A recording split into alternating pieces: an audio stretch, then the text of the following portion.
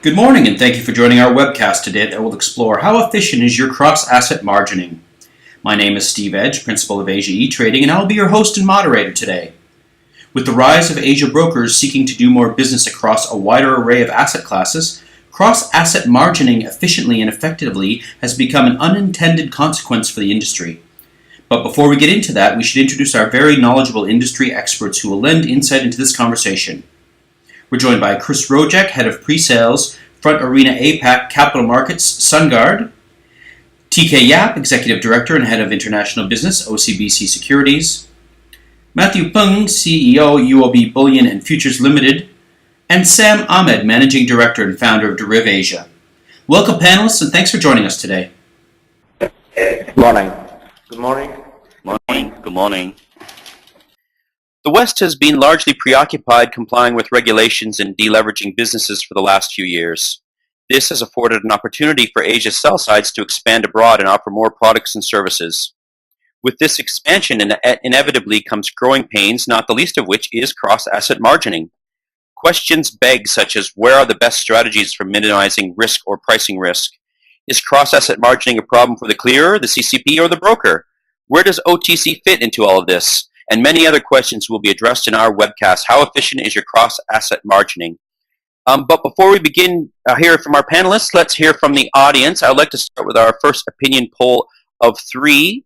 So, what is the most important element of cross-asset margining? This is for you, audience. Please take a moment to read the questions and vote. Combining off and on-exchange products, clear costs of risk, keeping leverage low, having assets to back up positions, and not sure. I'll just give another minute or two, second or two for people to vote. 3, 2, 1. All right, close that up. Now we'll share the results. Quite a polar response from the industry. 50% believe that combining off and on exchange products are the most important element of cross-asset margining, and 50% aren't sure. Very interesting results. Well, thanks, audience, for your votes. Let's see what the panelists thinks about what true cross-asset margining requires. Chris, what do you think? What do you think true cross-asset margining requires? Thank you very much, Steve. First, I think there is a major difference between true cross-asset brokerage and multi-market brokerage. Let's take it from end user's perspective. Back in London on my personal trading account, I could trade not only major stock indices, commodities, and bond futures, but also leverage effects and single stocks on margin. When it comes to margin calculation, I got real-time updates, and I had a single number for available equity and margin requirement across all my positions. And I had a single pool of collateral, so I didn't have to worry that I have to move collateral between different accounts by the end of the day. And that was great. So from the end user's perspective, when they choose which broker they want to trade with, apart from the quality of execution, of course, I think it's down to 3 things. First, the range of products offered. Second, the leverage. Obviously, the higher the better. And third, ease of use and simplicity. So obviously, it's easy to say from end user's perspective. From the liquidity provider perspective, there is a lot of things that need to happen in the background to make it look very simple to the end user. So things like moving collateral between different accounts is still required in the background by some regulators. Things like calculating the margin for products which are not traded on exchange, like leverage effects or single stocks, that needs to happen as well, and the exchange will not provide that number to the broker. So that's what I think it all comes down to at the end, to knowing the risk which the clients are taking when they trade leverage products. Okay, thanks, Chris. Matthew, do you have anything to add from the futures broker's perspective? What is the most important element of cross-asset margining? I think first of all, I think I fully agree with what Chris has mentioned.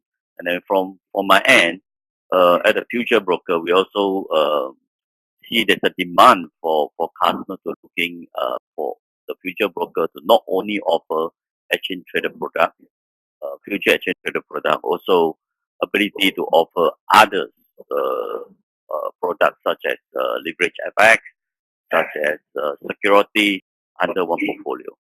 So I think the true cross margin does require the efficiency of trade management across all asset class. I think including the ability for portfolio variation, risk mitigation, as well as client margin calculation. So in the end, I think the important is to able to allow the market participant to reduce the total risk. So for them to trade across the different asset class. So this is where I believe the true cross margin required. Thanks, Matthew. Let's hear from you, TK. You have the cash business. What are the most important element of cross-asset margining? Let me start from a higher level. I think this is really a convergence trend, as Chris and Matthew have alluded to. If you look at it from a client's perspective, they really just want a single account. What is blocking that is really regulations in different jurisdictions around the world, because in many markets you need multiple accounts to trade multiple asset classes. So I think that poses a risk challenge for anyone trying to manage multiple asset class trading. And I think the difficulty is going to lie in finding a right risk engine to handle that. Two, when we look at the risk management model, it's also a challenge where you want to mix trading in leverage or margin products together with cash products. So in the cash market, equities, for example, we work on very different principles from, say, trading options or futures. And to try and mix all of that with a leverage driven by a single pool of collateral, I think we really don't have globally a set of rules that everyone can rely on. So there's going to be different interpretations in different jurisdictions. Thirdly, I think there's a difference between managing risk and observing risk. Many risk engines allow you to watch where your exposure is, and so on. But as you get into, I think, the cutting edge of managing risk, you want to actively anticipate the downside.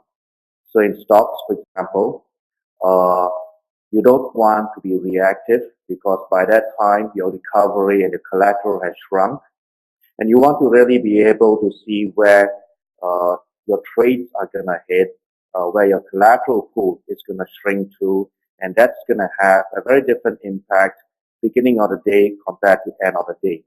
I think that's one big area that's a huge challenge because really what matters is how you're going to end up end of the day. And you want to be, in a way, proactive.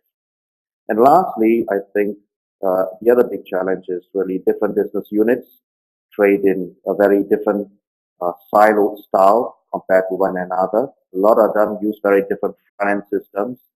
But then you really have to integrate this into a common infrastructure platform and into the backend. It's very difficult, I think, at this point in time to be able to have all the systems talk to each other because the vendors haven't reached that stage of being able to easily interact with each other system-wise. So that's really what I have to say. Sam? Okay, good. So let me just take off where TK left. So I've only worked for 3 big banks in my career. That was Lehman Brothers, Merrill Lynch, and Citibank. And the problem with these banks, they're so large that often everything is done in a siloed manner.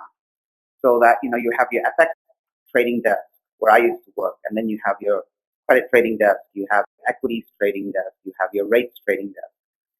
They all have separate CSAs with their counterparties, and they also have separate pools of collateral. So what's the first step? The first step is to break down the silos so that you see all your exposures under one platform.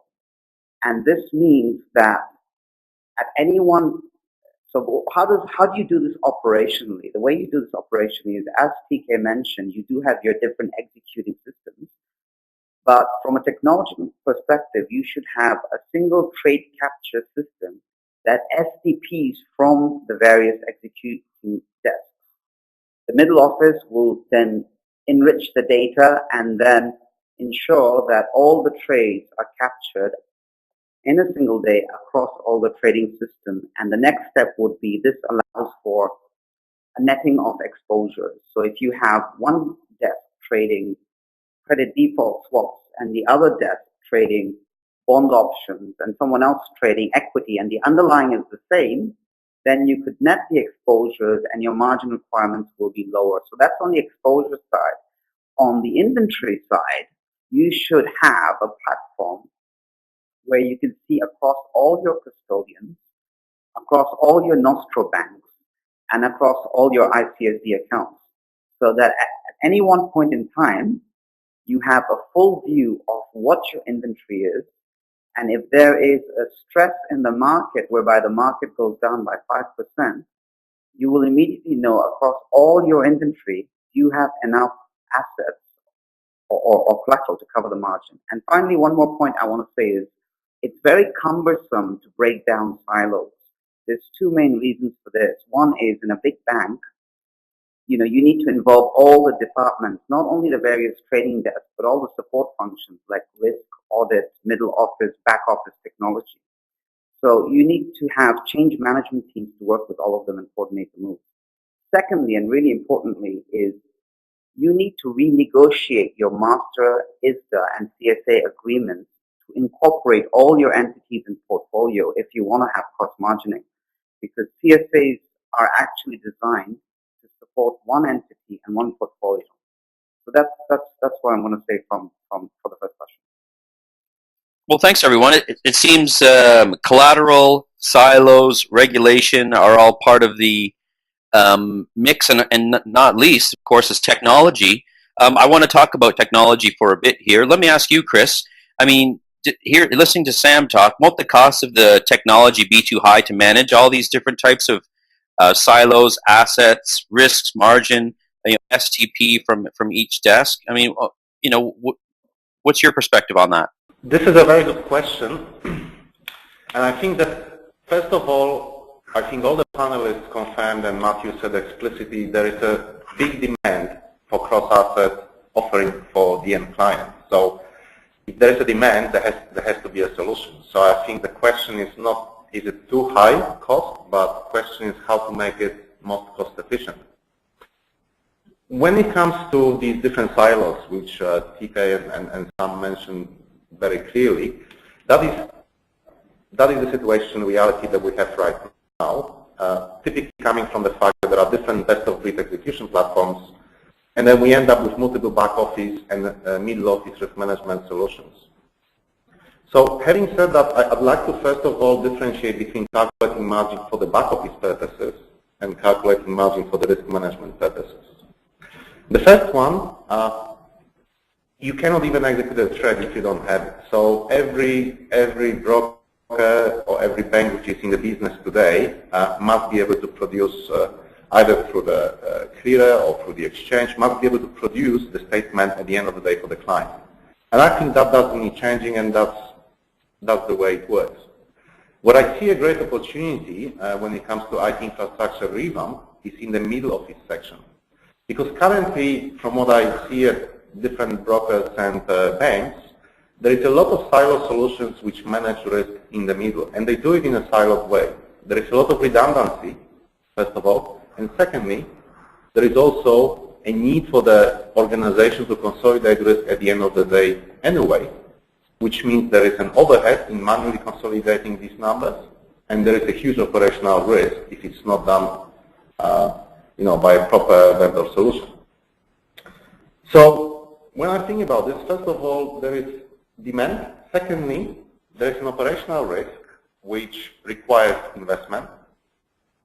But thirdly, also replacing all the different middle office silo solutions with a single solution that could calculate risk management across different asset classes and do it just once Doesn't necessarily mean that the TCO will be greater. I actually find that in many cases it lowers the overall TCO.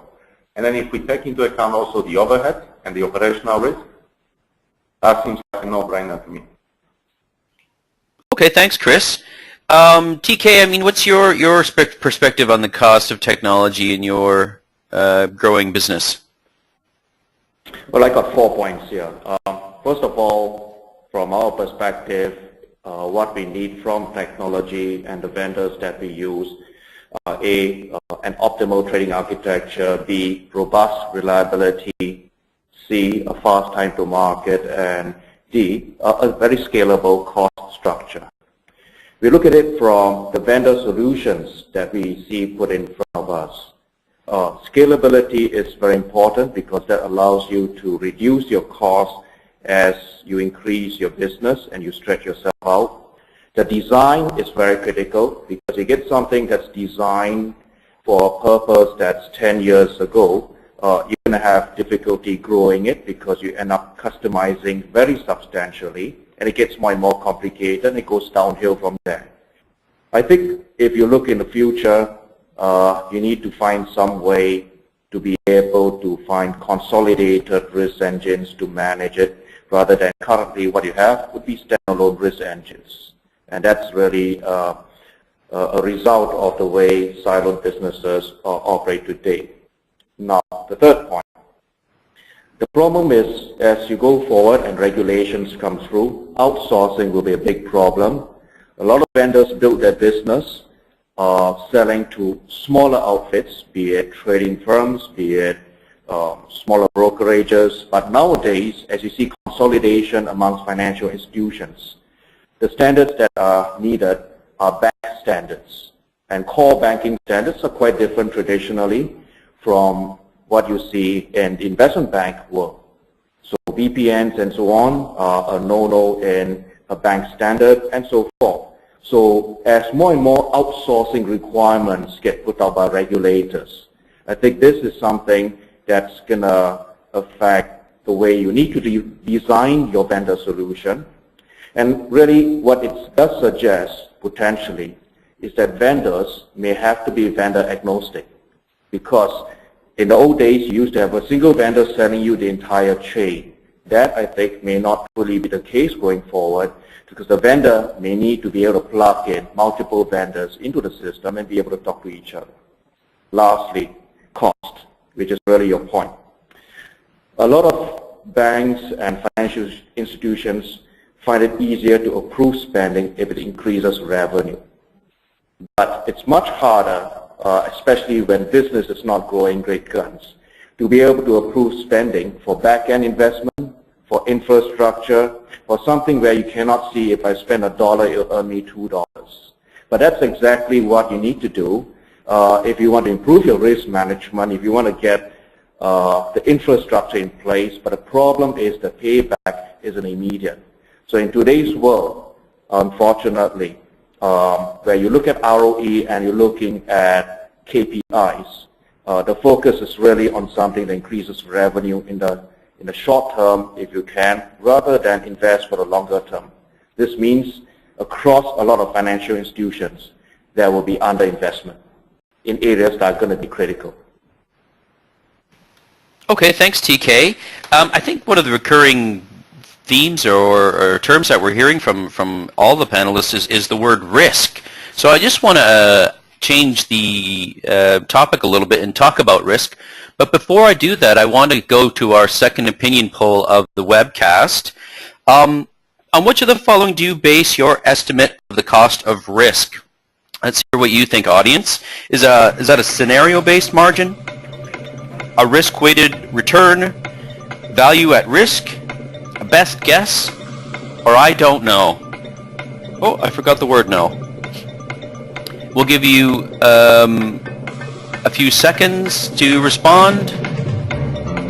3, 2, 1. Wow, that's quite surprising result. Just show it here to the audience. 100% so they don't base their estimate cost of risk on any of those. Well, certainly food for thought. What do you think? How should we price risk? Look, I understand why the audience has answered it, because even myself, I'm not sure what the question really means, because from a trading desk perspective, you have various risks. You have obviously market risk, and on the desk we usually call it PVO1, or a shift in the market by 1 basis point. How much would it affect your portfolio by?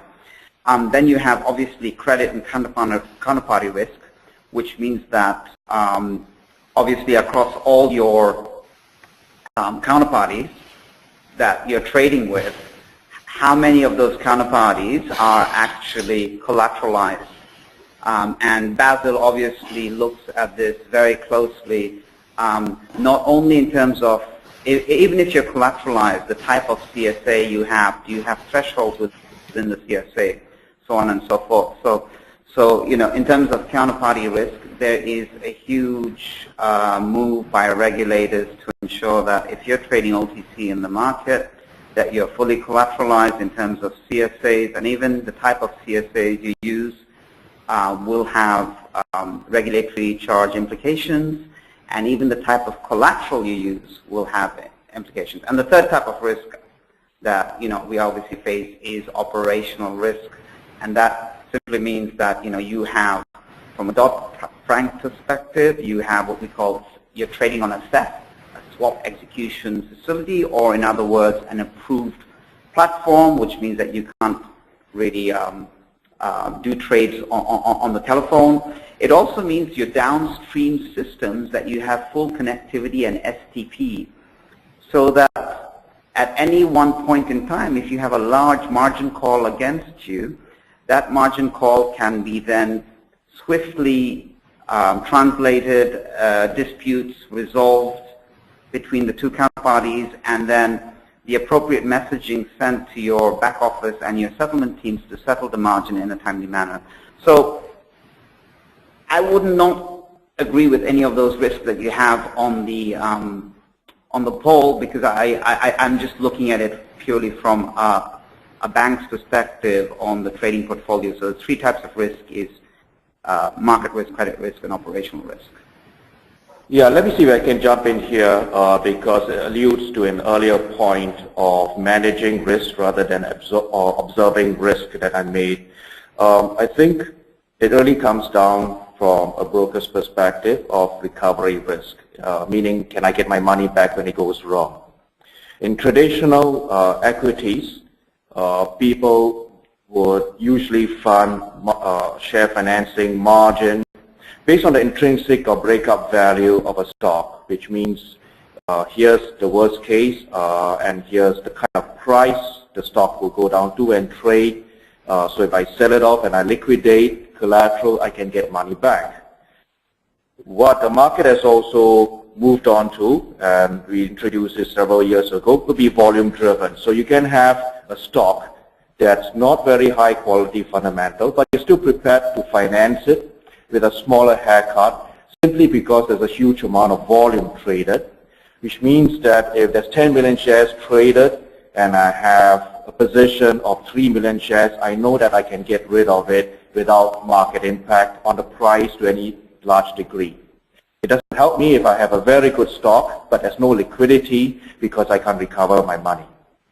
Then I think the next level the market is going to have to look at would be what you call hidden liquidity in the equities markets, because today a lot of what you see as print volume on exchanges excludes latent liquidity.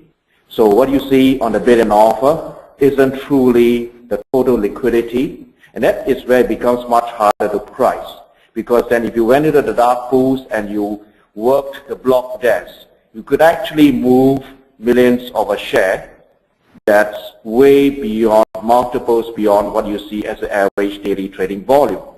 Then how do you price that liquidity into trying to decide the kind of collateral level that you would have set? So I think here's where the market practices are still very much split, but what you're seeing is moving from a quantitative base to a much more qualitative judgment, and that depends on your risk tolerance and how much you want to stretch the limits as someone doing the funding, financing, and so on. Thanks, TK. Matthew, do you have an opinion on how one should price risk? From our end, because we are purely doing a margin business on the exchange traded product. So when I look at risk, first of all, we are running a margin business I mentioned earlier. So what called the value at risk is what actually we kind of particular zero in to ensure at no time that customer could run their position into a situation that overall will occur. So we put in various risk parameters to ensure that will never happen. I mean, that's how we run the business. Okay, thanks, Matthew. It seems my poll question should have had another response. It depends on where you sit, as everyone seemed to have a different view of risk. Very interesting commentary. Thanks, gentlemen. I would like to go to collateral. We heard a little bit about that. Sam, what are you seeing as clients' preference with regards to pledging collateral? Okay, what you're talking about here, Steve, is the difference between pledge and title transfer. It's a fascinating topic. Just for the audience to know, a title transfer means that you are actually settling your collateral and with your counterparty. So it moves from your custodian to your counterparty's custodian. The counterparty then is free to do whatever it wants with the collateral, either repo it out or use it to rehypothecate, which means to use it as collateral with another counterparty.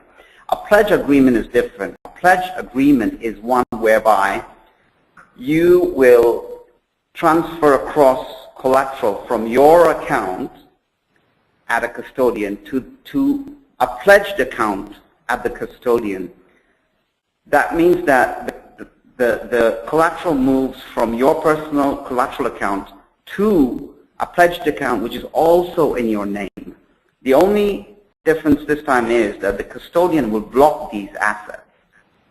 So what are we seeing in the market? We're seeing more and more of the market participants in Asia, particularly in the Australian buy side, who don't feel comfortable with large amounts of collateral moving outside their control. You have big buy-side companies in Australia like Colonial, for example, or Challenger, who prefer to have collateral in a pledged way so that they know that at all times it's fully under their control. So that's what I'm going to say about that. The second thing I'm going to say is, if you look at one key regulation at the moment, and that is a regulation for non-cleared trades, posting initial margin for non-cleared trades. This is very tricky. Obviously, it's effective December 2015. This is the first time where two bilateral counterparties will have to actually post initial margin. Now, it's fine if it's in the same jurisdiction, but what about cross-border trades? So if DBS is trading with, let's say, Standard Bank in South Africa, would DBS really feel comfortable posting collateral all the way in a jurisdiction where they have no legal claim over? So in this situation, the best thing to do is to appoint one custodian in the middle, let's just say State Street, which will actually have a branch in South Africa and a branch in Singapore.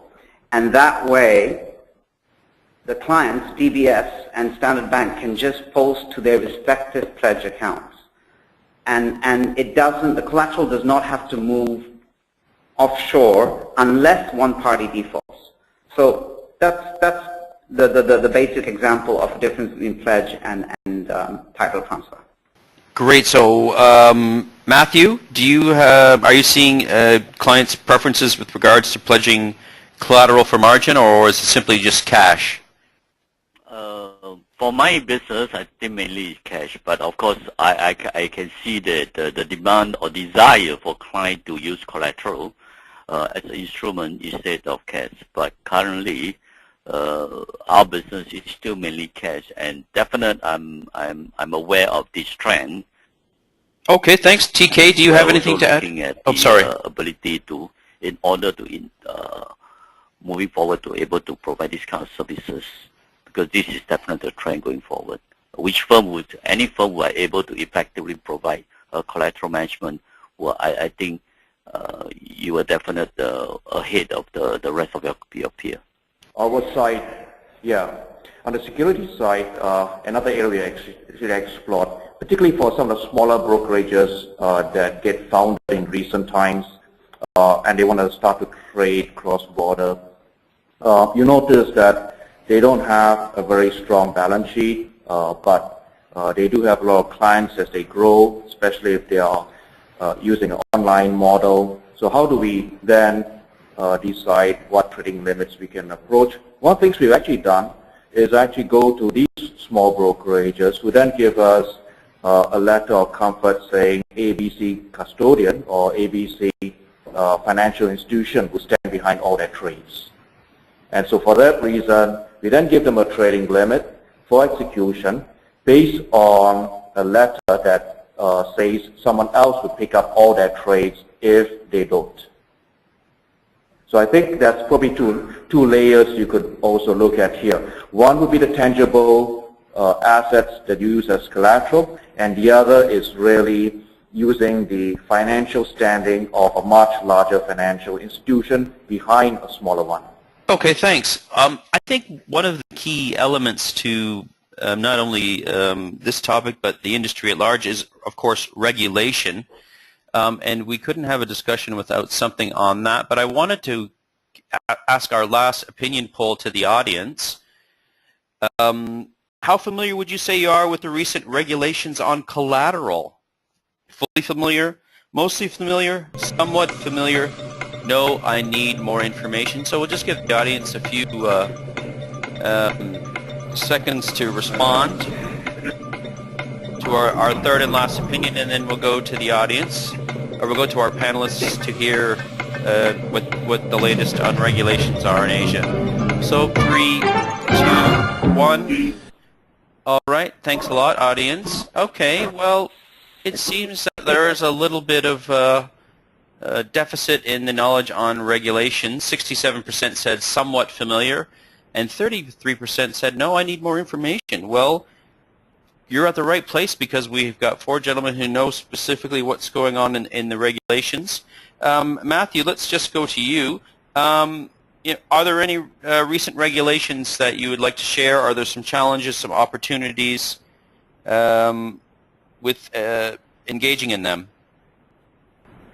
Frankly speaking, for my firm, we hardly engage much in terms of collateral management, as I mentioned earlier. Majority of, in fact, most of our clients are based on cash as collateral. Now, in terms of using collateral management, I kind of went through a little bit, understand that, like earlier mentioned by Chris, talking about the collateral on the bilateral basis. For in the past, that when you talk about bilateral trade, there's no collateral requirement, but by 2015, both parties need to put in collateral as initial margin for collateral. So all these are new to the industry, and as we know, collateral is a means to reduce credit risk. So when we look at all these things, they are break into things like the haircut, the segregation, the need to segregation of collateral to ensure that the risk of the client asset being treated will not be treated as the property of the intermediate. So all these are new to the market, and it's what I think whether it's a buy side or sell side I need to be aware of. And of course, with all this, you are talking about driving the cost of running business as well. Yes, regulation is a burden. Sam, what are you hearing from some of the regulatory changes the industry should be aware of? So there's a lot of regulations out there with respect to OTC trading and post-trading, but the 3 key regulations that we want to look at, or that I focus on, is Dodd-Frank, EMIR, and Basel. Now, interestingly enough, both Dodd-Frank and EMIR do not specifically have punitive regulations that basically requires you to have an approved collateral platform. Unlike, Dodd-Frank has what you call a regulation for using swap execution facility, which means you have to trade on an approved platform. But for collateral, most of the market seems confused because there are no regulations that tells you that you have to use either an outsourced provider or a vendor provider. But having said that, Basel III actually advocates that you have appropriate systems and staffing to ensure that none of the KPIs around collateral, for example, margin calls, settlements, substitutions, get missed. So all the requirements for margining has to be done in a timely and efficient manner. That's what Basel III states. And failure to do so will mean that you need to put up more capital as a buffer for your operational risk. So that is the main thing about collateral. Now, what are we seeing in Asia? We're seeing the big banks, most of the big banks, the intermediaries, as well as some of the securities firms, actually adopt the strategy of either building in-house collateral systems or buying vendor platforms. The buy side, unfortunately, except for large sovereign wealth funds, buy side actually is not moving too fast on this. The buy side is relying on their broker-dealers or banks or custodians to somehow provide them with some sort of a service around their margining. I hope that answered your question, actually. So if I'm expecting, it's Chris here. So that's a great perspective from position taking and balance risk. I think again, it really depends the answer to that question on what line of business we are talking about. When I think about brokers with institutional or retail clients, what springs to mind immediately, for example, on SGX, is the upcoming regulations to curb contra trading. So, for example, the rule to have 5% collateral on all unsettled trades. That's going to require some reorganization of ID infrastructure in several places, because basically now before the close of the market, you would like to see what you typically see next day, today. Another example would be the opportunity to lower the fair margin financing threshold, which TK referred to earlier as a very popular business in Southeast Asia. Again, that will only be allowed by the regulators to those firms who can prove they can calculate margin intraday. I'd like maybe to ask TK as well, the second part of this question, whether these coming changes present challenges or opportunities for your business. So my answer is simple. Every time there's a challenge, there's an opportunity. So it's back to whether you see the glass being half full or half empty. On the Singapore Exchange, as well as Malaysia, those are familiar with these markets know that for the longest time, clients can trade on contra, which means no cash up front. They walk into a brokerage, they open an account, and bang, they can start trading. That introduces a certain element of systemic risk, but it also introduces a fairly large amount of liquidity to the market simply because people can just trade in and out without having to put up collateral or cash. That will change because the exchanges now define 5% as the minimum collateral that you need to have in place in terms of your net open positions. It therefore means you've got to change your operational processes. So there will be a huge issue of operational readiness over the next year because there's an impact on the back end, how you process it. There's an impact on how your front end is going to get the right information. And there are a lot of unanswered questions. So as with all regulations, there is a written regulation, and then there's an interpretation of that regulation. So what do you mean by cash? Is a check sufficient, or does it actually have to be cleared? And what's the cutoff time before? Because for different instruments, around the world, end of day has different timing definitions, and so forth. So I think this is one area that the brokers will struggle because A, it requires a change in process Only after which you've settled that, then you can think about the kind of technology you need to have in place to be able to handle your processes. Then, of course, the risk comes in, because then you need to integrate all of that. So these are, I think, very challenging questions. We step one level up. The MAS also in Singapore has a consult paper out on outsourcing. This builds upon prior outsourcing requirements. Again, it means that when you have a vendor that you outsource on a hosted model, or an ASP model, there's going to be increasingly a huge amount of liability and obligation put upon the shoulders of the financial institution that outsources or contracts out to vendors certain processes or technologies.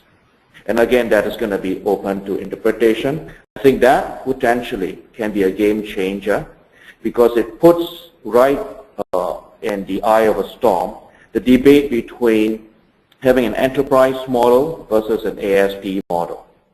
And we get into an ASP model, it almost looks as if you'll be increasingly required to do as much work as that for an enterprise model. At the end of it all, regulators will hold the financial institution responsible. So regardless of what happens at the vendor side, you still have to put in a huge number of checks. I think that is where the processes are going to have to change very substantially. Again, the quality of vendors. I spoke earlier about bank standards being applied to the securities industry. That means taking a step up. So it really means that in terms of, for example, AVA or penetration tests, you raise that level. So in terms of costs, what's going to come up is that you will have upgrades to the system that will require a lot of additional tests to make sure it's highly secure. So IT security is going to be a very key area. And then that means that the cost of conducting those tests in some areas is actually going to exceed the cost of an upgrade. These are, I think, very difficult questions to answer, but it's really going to come down to the interpretation, because these levels of granularity are not addressed explicitly in regulation. So it's a challenge for vendors. Great, thanks everyone. Well, time's flying. We're actually a little bit over, but so let's move on to the Q&A. If anyone in the audience has questions, we can ask our esteemed panelists what they think. We have a question here. Where should cross-margining occur? At the clearer, the CCP, or with the broker? And let's start with you, Sam. Okay, great question, and I love it. First of all, let's really quickly go through, from an OTC perspective. Executing broker, no. Why? Because they execute, but they may not clear. So they will not know how much each CCP is getting. Now, let's move on to the clearing broker. Perhaps the clearing broker, yes, because they will have an idea about how many of the OTC trades are going through to each of the exchanges. However, there's a problem there because they cannot see, as you know, OTC is a bilateral market, so a clearing broker will not see what trades are done bilaterally. Now, let's move on to the CCP. CCP, definitely not. Why? Because CCP will only see the trades that are cleared through them. So that only leaves in-house. Cross-margining should be really done inside one's own firm. And for that, you need to have process reengineering, you need to have appropriate vendor systems, and you need to have break down the silos, as we said, and have real-time cross-asset margining and net exposure margining. To add to that, I would put one more point, and that is really the technology that the clearing house actually has. In the case of the Singapore Exchange, they are in the process of revamping the entire back-end processing system. So there's multiple phases, but what it means is at the broker side, you actually cannot see what retail customers' portfolio comprises. That will change, because with the new system they're having, and with a decentralized approach where brokers will own their own back-end as opposed to a single system that the exchange now provides to the brokers. The brokers will then be able to actually see the portfolio holdings of the individual customers. Now that's a game changer because it really means that you can, on the back of that, offer more products. You can get them to do options. You can get them to write options because you know what their holdings are, as opposed to right now they're totally blind. So it actually opens up a whole new world of different possibilities, too many to talk about. But that's, I think, the effect of having a clearinghouse providing a system where then the brokers can leverage off. That, however, varies very substantially from one market to another because a lot of brokers are really, or rather a lot of exchanges are in different stages of development. Okay, the only way for the CCP to be effectively provide a cross-margining is the OTC product has to be exchange cleared. And this is what happened in the CME in the UREX, right? And they have to be highly correlated. But we are talking about the bilateral OTC, like what mentioned by Clay, I think it's kind of difficult. But if you can put the OTC on exchange cleared, then I think it's possible. Then the CCP might effectively be able to offer a cross-margining system. Yeah, so if I may just add throw the leverage effects into that discussion, I agree with Sam that it should be done in-house because it's all about the recovery risk, as TK said, for the brokerage firm which offers liquidity. So my favorite example is the leverage effects. Should there be a fixed % margin or should it be based on more information? For example, if we compare dollar ruble, which probably should have like 10% margin, to dollar honky, which should be probably more like 1% because it's pegged. I think it's all about knowing the risks which the customers take. And if all the data is on the table, the brokers will have more knowledge and then adjust the margins accordingly. This is the risk that the liquidity provider is taking, not the clearer, not the exchange. And I think if this is not done properly, if I am given opportunity as the end user to have 5% margin on dollar ruble and 5% dollar honky, guess what I'm going to do? I'm going to go all the way on dollar ruble because I think the margin is too low, which not only means that the broker loses my flow on dollar honky, but also is exposed to bigger risk on dollar ruble if that 5% is not accurate. All right, thanks a lot. We're out of time. I would have liked to go on to some more questions, but that's all the time we have for today. I'd like to thank Chris, TK, Matthew, and Sam for their time and insights on cross-asset margining. Great conversation. I certainly learned a thing or two, and I hope our audience has as well. Just for your information, the webcast has been recorded and can be heard again by visiting asiaetrading.com/webcasts. That concludes our webcast today. If you have any questions about this or future webcasts, please contact me, Steve Edge, at support@asiaetrading.com. Thank you all for attending an Asia E-Trading webcast and hope to see you again soon.